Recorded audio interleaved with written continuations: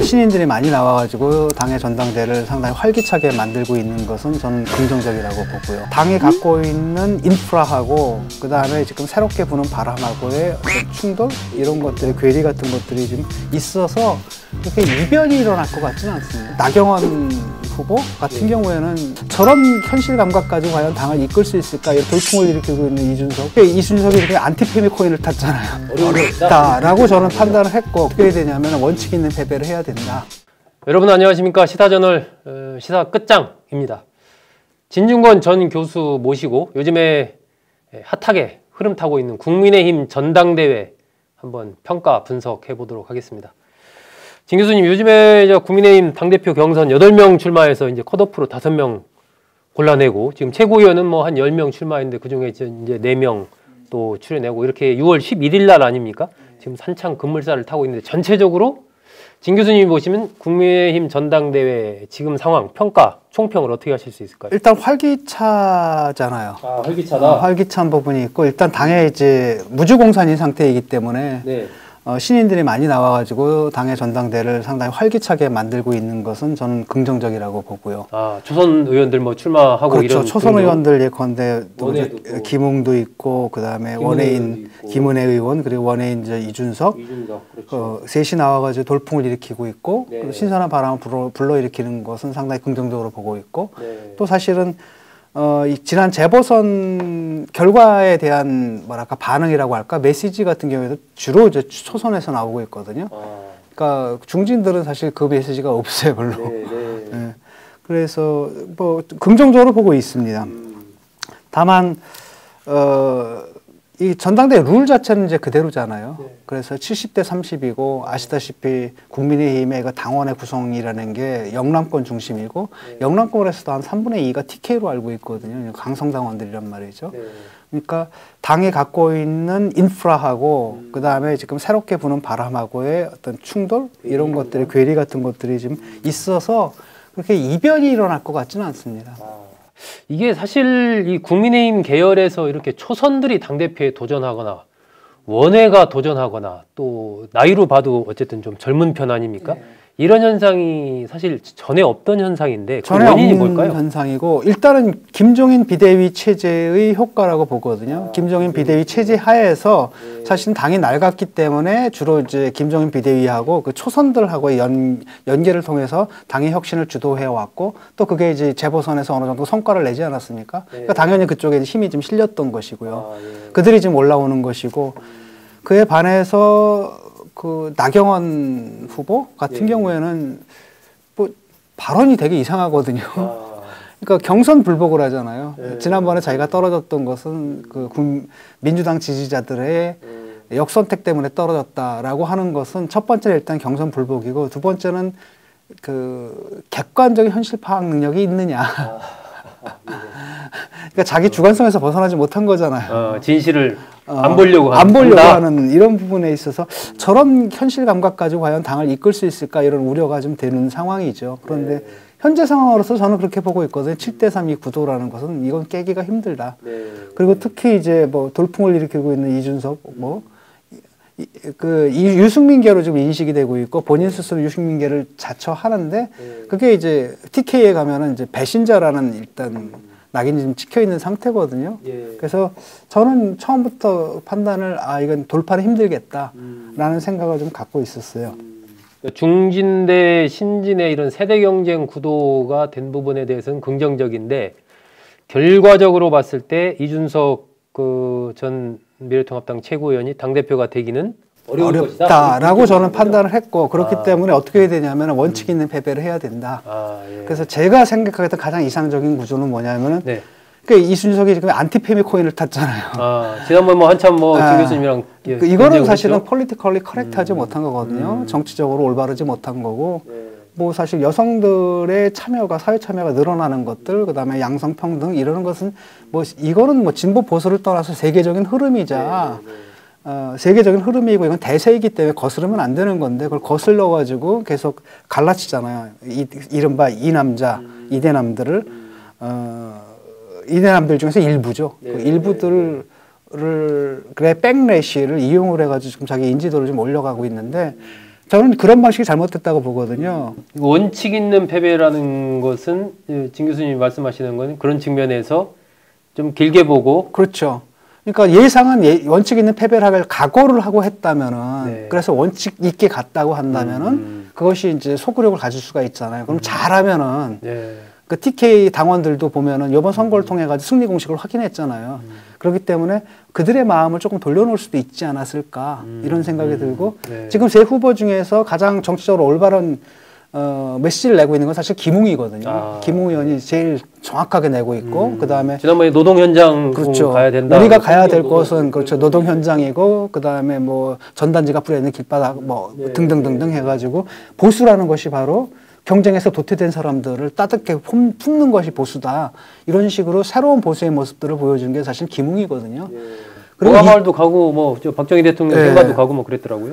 이준석 같은 경우에는 굉장히 잘못된 방식을 갖고 있고 지금 그 보수당을 다운그레이드 시키거든요. 뭐 여성 할당제 폐지한다든지 가산점 폐지. 가산점은 여성 그 가산점은 얼마 되지도 않아요.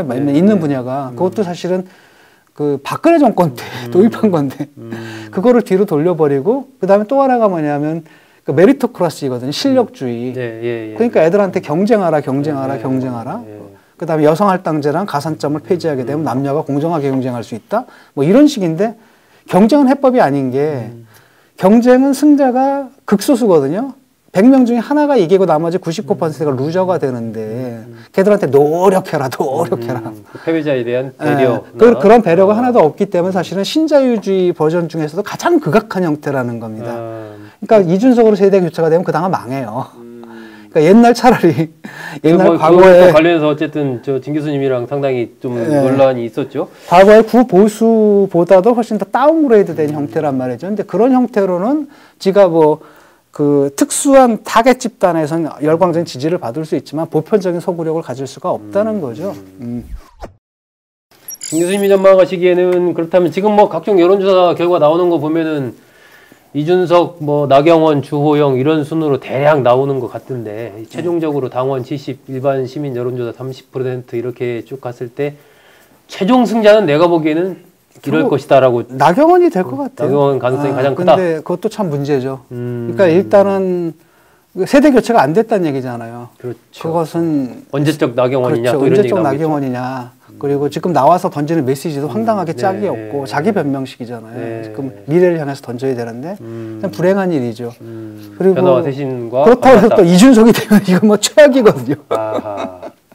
이준석이 되면 사실은 중도층과 뭐랄까 그 보수층의 연대가 깨지는 거거든요. 나만 해도 최천복에 서가지고 일단 타도를 외칠 텐데 그게 주호영 의원이 될 가능성은 별로 없어 보이죠. 아마 이게 선거가 진행되면 진행될수록 양쪽으로 모일 거예요. 결집이 될 것이고 지금 그런 현상들이 이미 나타나고 있죠. 그러니까 10%대 받고 있던 사람들이 점점 단단위로 내려가고 있고 그 다음에 이쪽은 좀 올라가고 결국은 양자 대결이 될 것 같은데 당심은 주로 나경원 의원 쪽으로 아무래도 많이 갈 것이고 별로 갈 수밖에 없다. 이렇게 그러면서 이준석과 나경원의 양강체제 쪽으로 점점 갈 거다.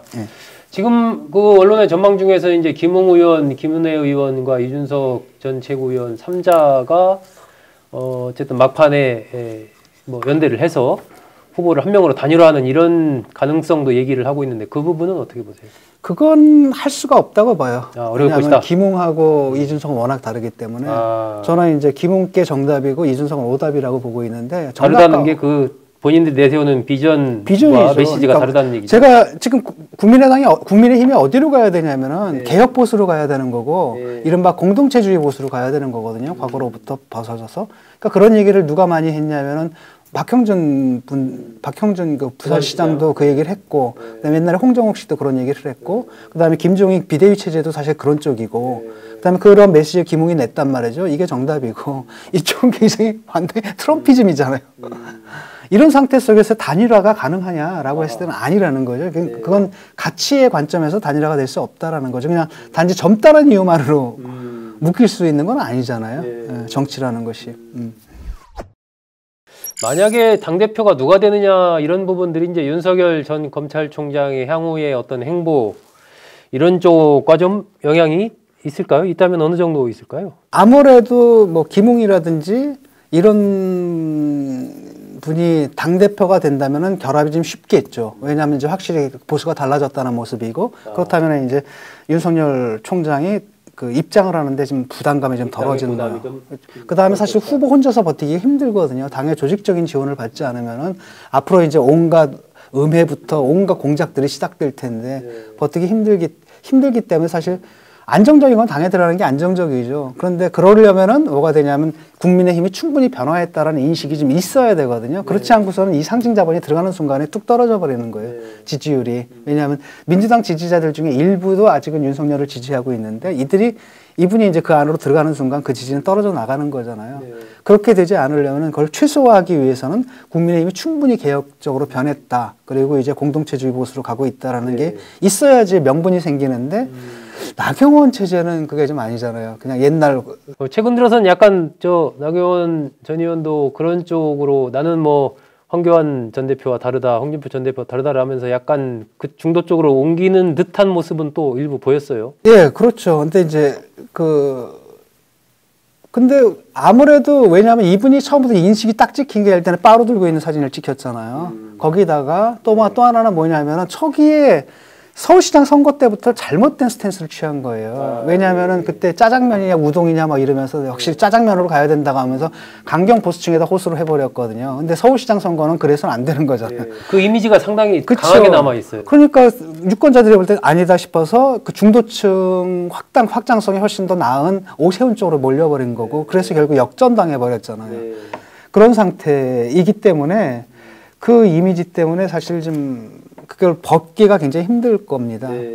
반면에 또 이준석 같은 게 어떻게 되냐면 지금 또 그쪽을 가야 되잖아요. TK를. 그러니까 갑자기 뭐라냐 박근혜를 존경한다 그러고 그분을 존경한다 그러고 또 하나는 뭐냐면 홍준표 입당. 그러니까 김웅하고 다르잖아요. 김웅 씨 같은 경우에는 홍준표 씨가 입당하게 되면 옛날 도로 한국당이거든요. 이거는 아니잖아요. 그렇기 때문에 안 된다라고 얘기를 하고 있고 뭔가 변화된 모습을 그렇죠. 보여야 입당이 가능하다. 그런데 들어오는 순간 이제 김종인 비대위 체제 끝나고 옛날 구체적으로 돌아간다는 인상을 주기 때문에 또 이분이 또 TK에서 굉장히 영향력이 있기 때문에 또 대선 후보로 나올 거예요.